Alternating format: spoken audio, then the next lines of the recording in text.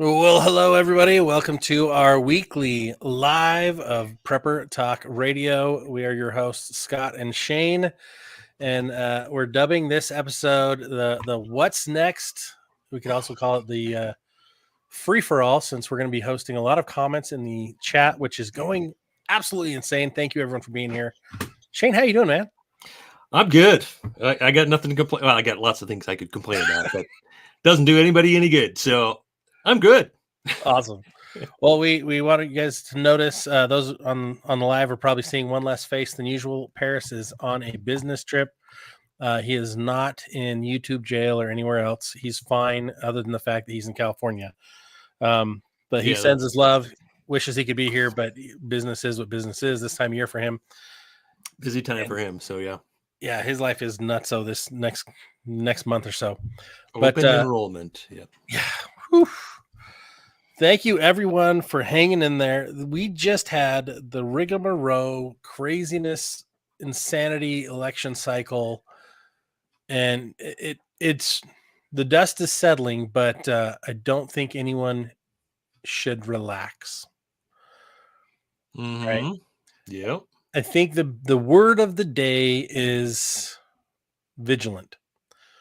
We need to stay vigilant in how we live, how preparedness is part of life, not fear of an election cycle, not fear of only one type of disaster. It's building a cycle of resilience in all the things that we're doing, having a plan, maybe a backup, a secondary, tertiary, contingency, using what we have to simplify life so that anything that bad that happens, because we know it does, they're speed bumps instead of,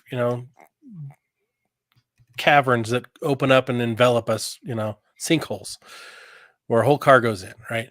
We want everyone to understand prepping is beyond the apocalypse. It's beyond doomsday. It's every day. And man, has it been nuts with the election cycle. I haven't wanted to be on social media. I've not posted much. I apologize for all those who are involved with our group on Facebook, Emergency Prep and Self-Reliance. Come join. There's been a lot of chatter. And a lot of people are now saying, oh man, Trump's elected. We don't have to worry anymore. It's like, that's not why we prep. See, that's the problem. You look back to the first 4 years, right?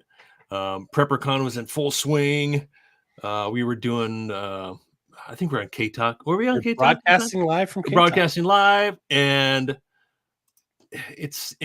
before that, Obama was like the best gun salesman ever. Right, gun sales were through the roof. Ammo was nuts, and then Trump comes along, and we're saved. Right, we don't have to worry anymore. Trump's going to fix everything. Right, that's maybe I'm exaggerating, but from what Scott and I have talked about over the years, or what has happened those years, there are companies that went out of business, preparedness companies, and I know that preparedness shows didn't have as much attendance and so forth.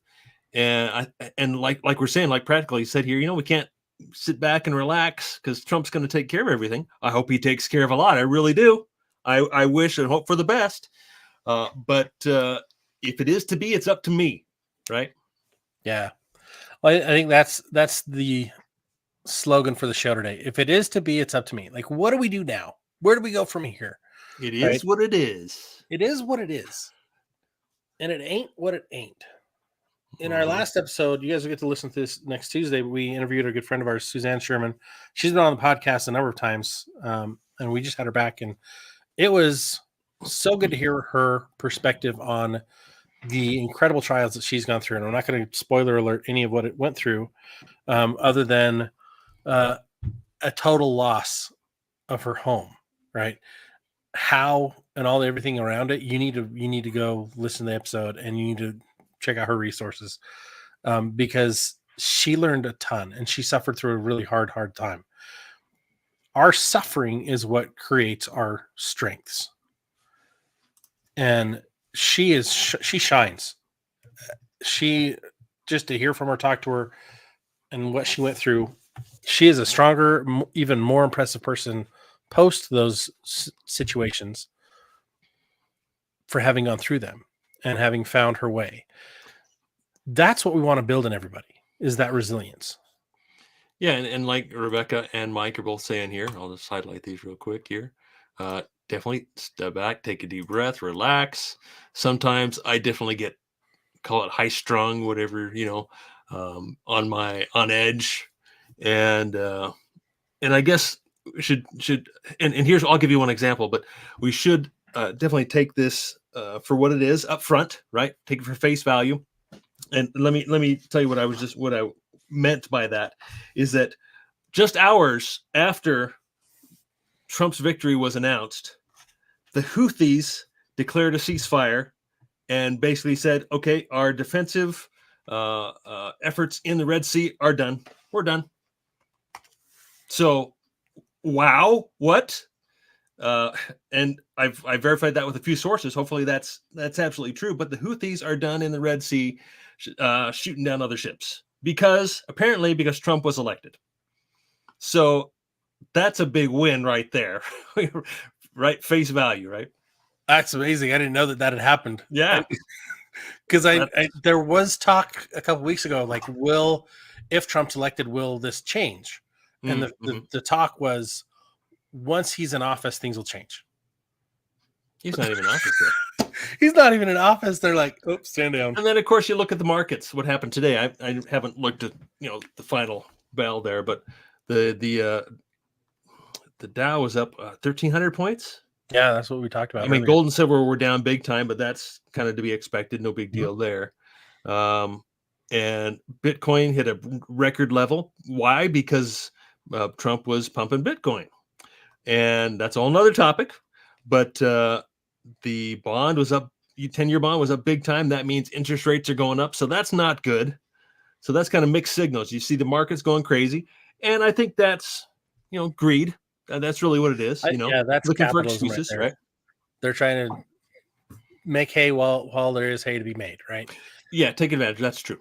Yeah, that's total manipulation of the markets, and that's something we deal with already. Like that's our current economic situation is a result of the manipulation of markets for the last 50 plus years, and Trump created a really bad economy that he handed off to Biden. Biden exponentially made it worse. And now he's handing it back to Trump. But I think there's a chance for Trump to make a lot of really good corrections. It's going to be hard. I think the next 4 years are going to be really hard in some ways, but also be really good. I mean, I think America has an opportunity right now to start mending fences neighbor to neighbor. Well, there are some who feel personally attacked by this election, which it's nothing personal. It's we need to learn how to be better neighbors, to be kinder, and to work together. But we also need to never stop prepping.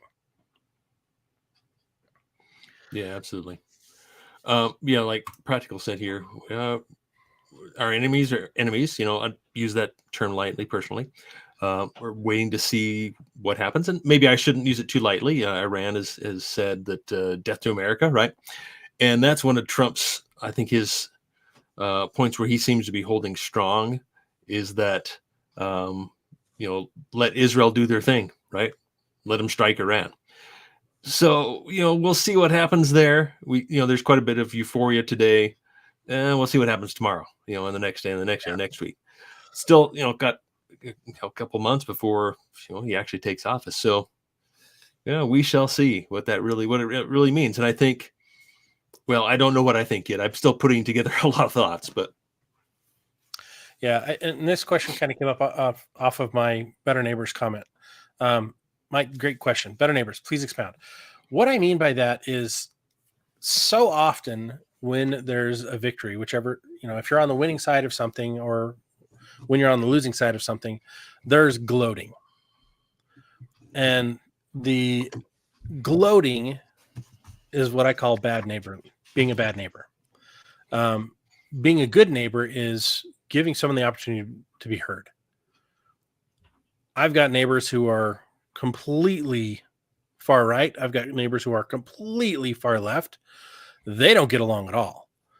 I am kind of in the middle, being a more constitutional libertarian mixture of things. I mean, I grew up Republican, but I feel like the Republican Party moved away from where I am. Mhm.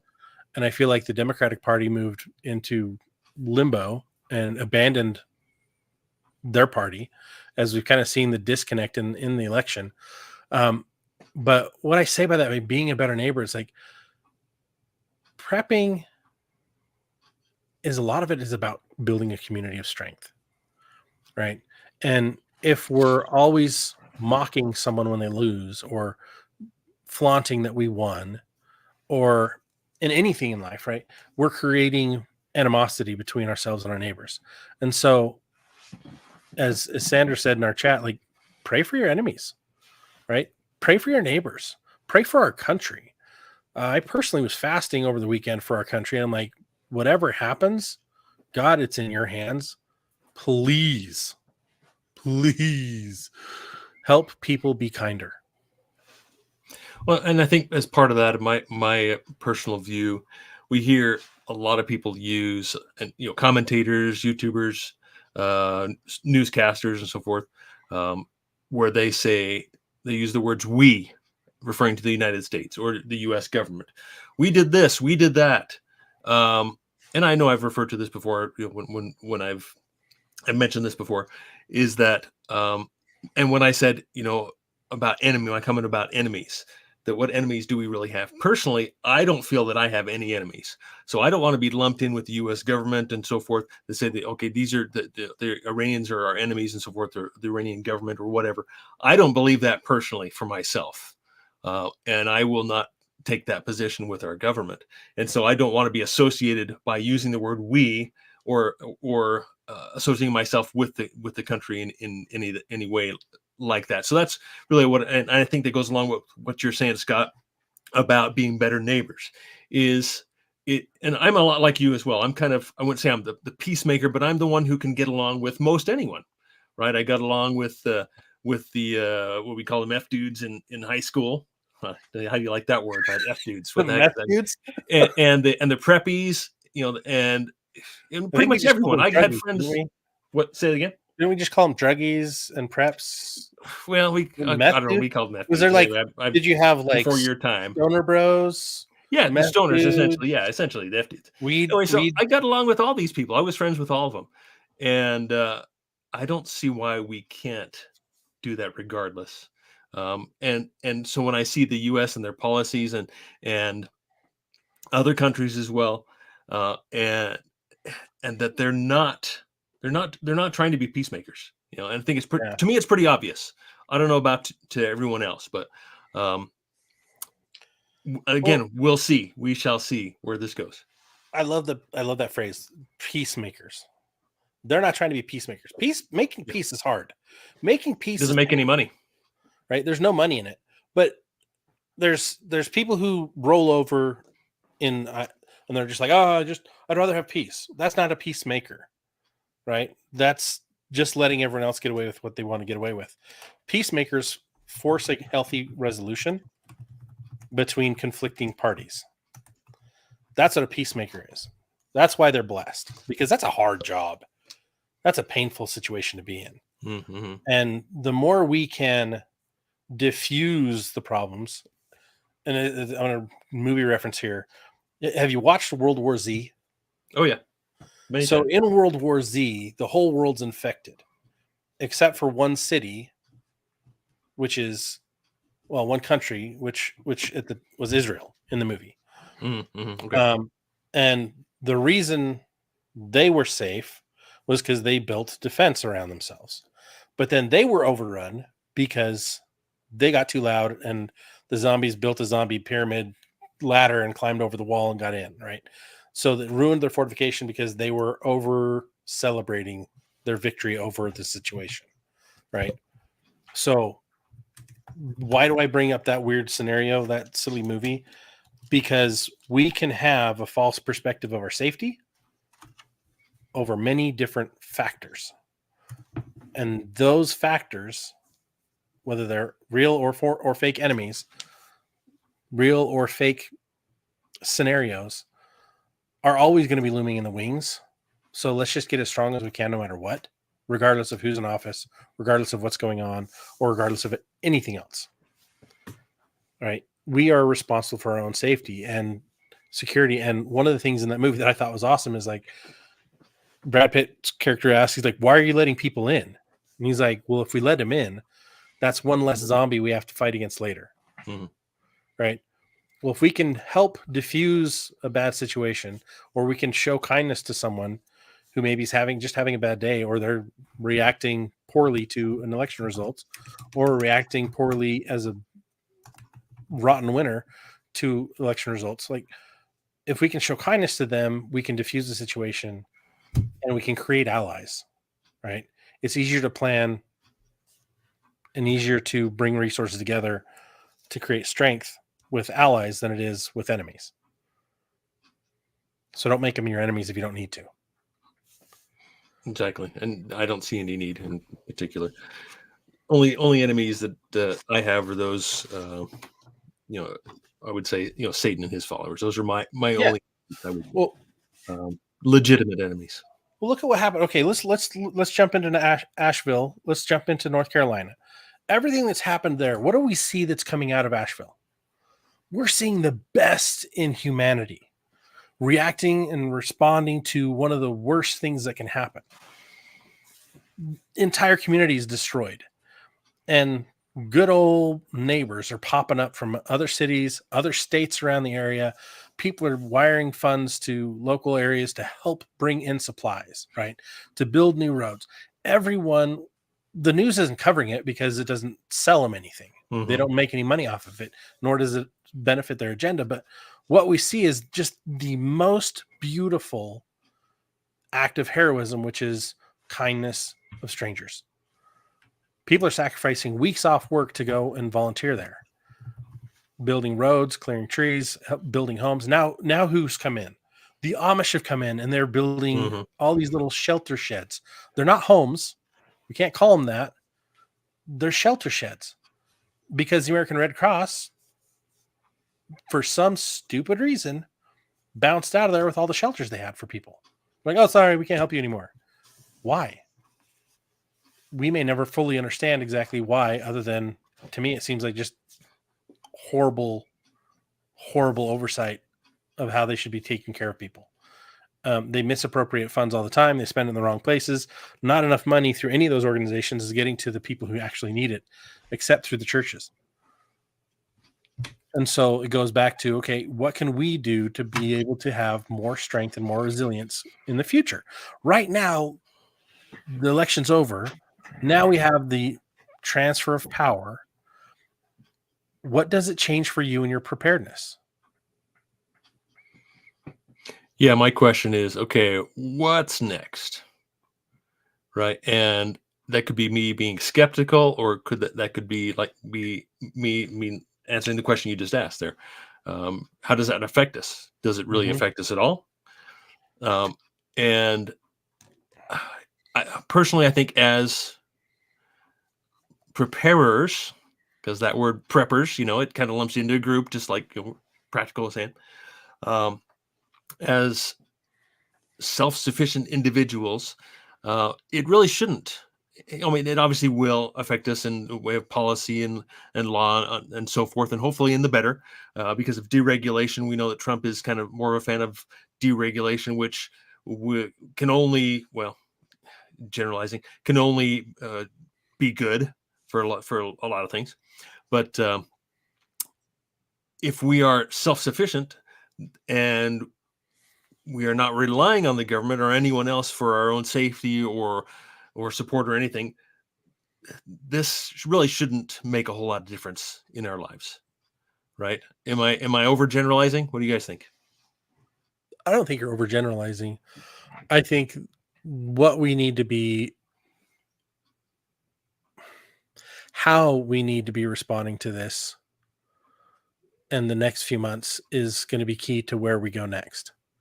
Because I think there's going to be a few different scenarios that could pop off, right? Harris has to authenticate the vote. Well, it was pretty clear what the vote is. He won both the Popular. popular and man, I'm just totally losing my brain here, and the electoral college, right? Mhm. He won both. So that's kind of hard to fight. The other option is they could try to pull the 14th Amendment Section 3 garbage. Well, he led an insurrection. He can't be allowed in. Really? Like, but with a Republican speaker and Republican, I think the Senate and House both got pushed to Republican. I think they're all going to be on the side to like, let's make sure this works. What's interesting is Barack Obama reached out and said, hey, great job to Kamala Harris and her campaign and to Joe Biden. Nothing to Trump, but Trump got a phone call from Sleepy Joe saying, hey, great job. Good work. It'll be a peaceful transition. So that's interesting. At least that's what's been reported by CNN and Fox. So the question then goes to, okay, what do we do and what do we prepare for? We're not seeing the riots. I saw a couple of people point that out. We're not seeing the riots. We're not seeing a huge response today, other than a lot of the individual crying, but not a large, loud voice. Honestly, I think more people are in shock on that side of the camp because their leader, their fearless leader, didn't even speak to her people until noon the following day. Didn't speak to her campaign, she just kind of disappeared. And so they're kind of probably in shock, like, whoa, I thought we were all in this together. What happened to us? Like, why aren't you talking to us? Why aren't you telling us what's going on? And so we need to be more resilient than just worshiping a leader of that's not really a leader, that doesn't have our back. We need to focus on our relationship with God, our relationship with our family. We need to fortify ourselves. We need to stay strong. We need to make sure our preps are in order, our house is in order, so that all these weird distractions that the media is going to push on us over the next 90 days are identified as such. They're distractions. Yeah, I think you're right. I think there will be some additional efforts. At least if things are as they seem, they would likely keep pushing their agenda as far and as long as they can.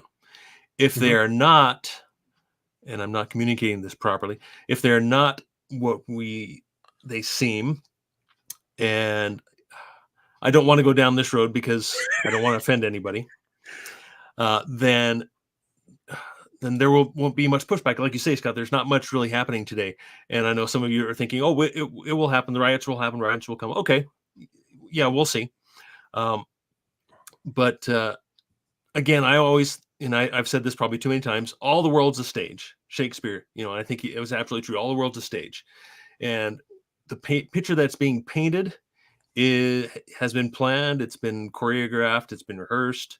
And I hate to say that, but that's what I believe. I don't 100% know if it's true, but that's my suspicion. And that's what I'm, I guess, going to continue looking for and preparing for, right? Expecting what's next. I'm not going to sit back, like we said, not going to sit back and say, oh, Trump's going to take care of everything. I don't care who would be in the office. If it was Ron Paul, that would be great. Maybe then I would kick back and relax a little bit more. And, yeah, I don't think it's as it seems. But obviously we'll find out in the coming days. It could just be the calm before the storm. Like everyone's taking a breath of fresh air right now, thinking we got a shot at this. And what the reality could be completely far from what we feel right now. That is another thought I've had, because there are conditions to him being able to actually take office, and we don't know fully what his real plan is. He wants to strengthen the economy. What does that really look like for you and I, for everyone on the podcast? What does that really look like for jobs? What does that really look like for manufacturing? We know there's a big push to increase tariffs. Well, that cost falls on us, right? So then the manufacturers have to get smarter and say, okay, I'm going to bring in materials from other places that aren't going to be tariffed as much and manufacture locally. That's a fantastic idea. I hope more people do that. I wish I was more mechanically minded, that I could invent stuff and build it here and sell it and give everybody what they need at a fair price. That would be awesome. Apparently I'm not that guy. But there are factors that are going to affect us, and we need to be prepared for that. We need to just use common sense, which has become commonly uncommon, I guess is the right way to say it. we need to use common sense in how we take care of our house and keep ourselves in order. Even in my own little family, like we've got a family thread in text messages that popped off last night, and there are people that are already like, no comment. I'm like, you're already no commenting the election results? Like that in there is a comment that their stance is that they're not happy because they lost. And so we just have to be, I think, more careful going forward how we work together with other people, especially groups who may or may not like us for what we stand for. I'm not saying us as MAGA people, because I'm not. I'm saying us as preppers. I think we're going to see a huge drop off in the next probably 8 months of companies that were newer to prep, that were making rain while they could. And now that Trump's been elected, just like last time, we're going to see a lot of companies disappear. Yeah. And I the word that keeps coming to my mind is distraction. This is another distraction. And I think it really is. Obviously, you see the markets and what happened today, just because of a vote. There have been no actual results. Nothing's happened, right? Nothing's changed. Our current economic conditions have not changed. Foreclosures are going up.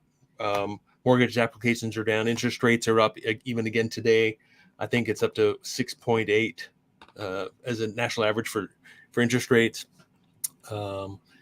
Gold and silver are down. That's not good news, but I mean, again, to be expected. And nothing has changed except for the possibility of change in the future. Yeah. Is that enough for me to sit back and relax? No, but I think it is for a lot of other people. Obviously, the markets, they're moving their money around according to what they believe. It's gambling.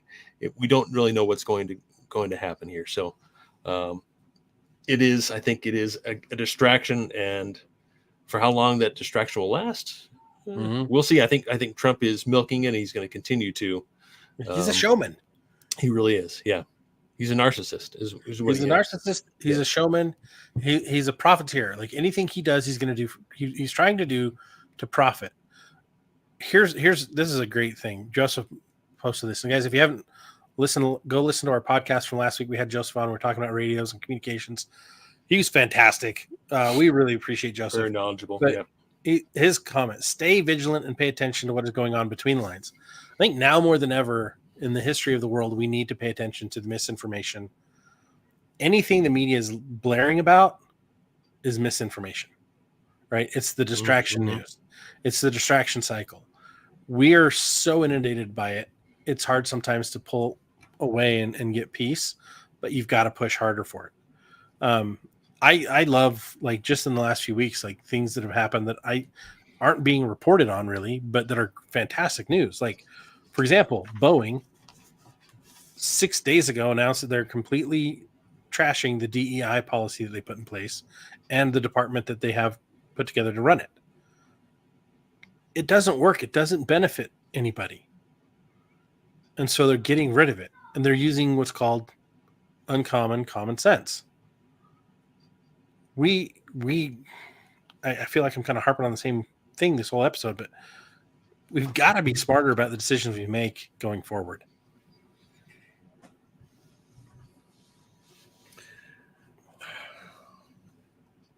Yeah. Yeah. And like Sandra said here, what we see a lot is, Sandra mentioned that, Jesus didn't call people names. And I mean, that's obviously what we've seen mostly from both parties. From the left, probably a little bit more, is they don't have good arguments. They just make personal attacks. I think it's called ad hominem attack, right? Yep. Where they cannot argue their position properly well enough, and so they attack the individual rather than their stance or the policy and so forth. And so being more Christ-like, obviously, I think is the key to having more peace right now, every day, and being that peacemaker and not getting too wrapped up in this. And personally, when all this, the whole day yesterday, I didn't have the TV on. My siblings were texting back and forth, and that's the only news I got. I didn't really care because I knew the results weren't really going to affect me, personally, as much as maybe some other people. And I see some people, and it is somewhat, I wouldn't say disturbing, but concerning that how much people are, and I think, what did you call it, Scott? You called it basically worshiping these people, and that's not they've set up a savior. They've set up a savior for themselves, right? They've set up, they've created heroes out of everyday people, right? Well, the big one, like the left had Vice President Harris as this savior of their rights, right? More savior of their feelings. And on the right, we have a lot of people who've set Trump up as a savior to the republic, right? They're like, oh, he's going to save the whole republic. I don't know that he can. Yeah. Right. His history is that every deal that he did in business was as big a slam dunk as he could possibly make it. Right. He was chasing the profit, and he was chasing the status. Now that he's president, like when in his last term, he didn't take pay. He donated all of it to charity. That was absolutely fantastic. And I thought that was so I didn't expect that from him at all. Right. You watch what he does on his TV shows. You watch what he does in his career and his businesses. I didn't expect that at all. And then he went and did that. And I'm like, wow, okay. But he always is looking for what's going to be the best thing for him. But in this case, it's a better America is the best thing for him too. Right. And we can all align on that. A better America is the best thing for us as well. So I don't see that there's anything wrong with that, but a skunk doesn't change its stripes. You knew, like the story with the scorpion, and what is it? You knew what I was when you picked me up, right? Oh, or the rattlesnake. Or the rattlesnake, yeah. The Indian boy with the rattlesnake on the mountain. The rattlesnake's frozen and cold, can't move. And he said, please just put me in your coat and take me down the mountain. The boy's like, no, you'll bite me. He goes, no, I won't bite you. I'm freezing. I can't do anything. But please save my life. Boy gets him down the mountain. Snake bites him. And the boy's like, why'd you do that? He goes, you knew what I was when you picked me up. Yeah. Right. And we just, I can say a lot of things and I'll put myself in a bad situation. I'm sure I could easily. Right. I'm just another dude trying to help a dude or dudette. I'm trying to help other people just be better prepared. And we've been hit with so much in the last year and a half on this political cycle that I think right now, part of me is just kind of like sigh of despondency, sigh of relief. Definitely some relief, no doubt. But it's just like, I just accept that whatever comes next is the will of God for whatever happens personally and as a country and as a world. And I'm always going to have hope for better times. I'm always going to have gratitude for the good things we have. And I think that's the best way I know how to live. Right. And we can do better. Now's a great time. I think we're going to have an opportunity. Yeah, things I think are going to get a little bit weird for a little while, and there will be some things that are great and some things that are not so great. But I think we're going to have an opportunity for the next 4 years to really improve our personal situations. I think now's a great time to plant trees, fruit trees, nut trees. I think now's a great time to inventory our stuff, rotate out the oldest stuff, make sure you're eating that first, and resupply. I don't foresee things dropping rock bottom pricing. We can now all of a sudden buy more. I saw people posting today. They're like, all right, welcome back. $1.98 gas. I'm like, yeah, really? Exactly. Yeah. I don't see that happening. When in an election cycle, have you ever seen it swap and drop that much? I haven't. I've seen Well, Trump did temporary 50-cent drops. a lot for energy, and he's Yeah. definitely for energy, and so that gives me some comfort in that. Yeah, hopefully, at least gas prices won't go up any further. Hopefully, I mean, who knows? But there's a lot of talk. But I think what I don't know if my final comments, but I just would want to say that I'm not taking anything for granted. This really changes nothing for me. I'm going to continue doing the same thing I've done for the past 10, 15 years. If anything, I'm going to step it up, because there's a lot of talk, and there always has been a lot of talk about how the country is going to, it's going to turn around. Everything is going to get better. We're going to get back to the way it was before, that manufacturing is going to come back. And it's just this huge expectations. I don't expect that whatsoever. I think because I believe in the scriptures, I believe in the book, the Revelations, in the prophecies and so forth, and it's not necessarily going to get better. There will be reprieves here and there. There will be short times when it gets a little better. It seems to get a little bit better, and so that's where I base my belief and my actions on, not on the actions of men who are false prophets, false gods, whatever you want to call them. And maybe that's a little harsh, but I feel like. Go ahead. No, I was just going to say it, just to finish that thought is this doesn't change anything for me. I'm going to be very skeptical moving forward, and I'm not going to worship anyone but Jesus and my God. That's it. I feel like what you just described is a road trip, and right now we're at a scenic overlook. Like, oh, okay, isn't that nice? Right? Yeah. But on the drive, still on the highway to hell. Like, I think that ultimately speaking, but I think we're gonna have some nice scenic overlooks for a little while. And does it mean that the roads better or worse or the same? I think it means it's maybe it's paved better. I don't know the full extent of if it's going to get better or not. Maybe that makes me a pessimist. I'd like to say I'm an apocalyptimist. And if you guys want one of those shirts, they're on the website. Go get shameless plug. Shameless plug. PrepperTalkRadio.com. Go to the shop, check it out. It's pretty sweet. It's the design that Shane said yes to. And I'm kind of proud of it myself. It's pretty sweet. I'm ordering mine, but we got some other shirts up there. But guys, like this is, I think, my favorite part about this whole podcast. I say it all the time, is the audience, is these lives. I'm getting so many good responses from everybody. And when I say good responses, I mean, you're not just agreeing with me. You guys are pushing me to back up my perspective and opinion. You guys are pushing me to explain more and expound. But you're also giving us really good food for thought, right? There's so much more as a group that we can see than we can individually. And that's why I love this, because I'll get messages from different people. There's a couple of you guys in the chat right now that drop me messages a couple times a week on different things. They're like, hey, look at this, or hey, what do you think about that? And I love it, because it makes me think about other things, and it also brings things to light that I maybe hadn't seen yet. And that's why we need each other.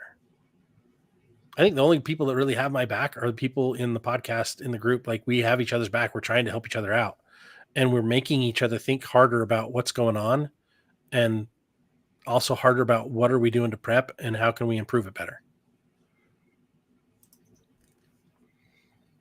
Yeah, absolutely. I think that's all I got, man. Yeah. So here's where we go going forward. Keep on prepping. If you're happy and you're prepping, clap your hands. That is where joy is. That is where your future is. Prep for a reason. Prep for taking care of yourself and your family. Get out there. Do what you can do now, because tomorrow is never guaranteed. Tomorrow is never promised. Focus on the gratitude along the journey. Keep the head on a swivel and keep on keeping on. Any final thoughts? No, I think I'm good. I think that's all I got. Awesome. Well, I know this is a shorter episode, especially for our lives. If Paris were here, he'd have something long-winded to say, or he'd be quoting somebody smarter than us. like Jordan Peterson. But here's the final take. You are the master of your own ship. You are the commander. You control your rudder through the good waters and through the bad. Keep plotting your course, sticking to it, because it's paid off so far. It will continue to pay off. This is the journey of 1,000 miles, not just one single footstep. Keep on keeping on. You guys, thanks so much for being part of the show. Thank you, Sandra, for purchasing our book. And I know you bought it for a friend too. That's awesome. Thank you for the amazing reviews. And thank you, all of you, for being part of the Prepper Talk Radio Nation. Stay active in your preps.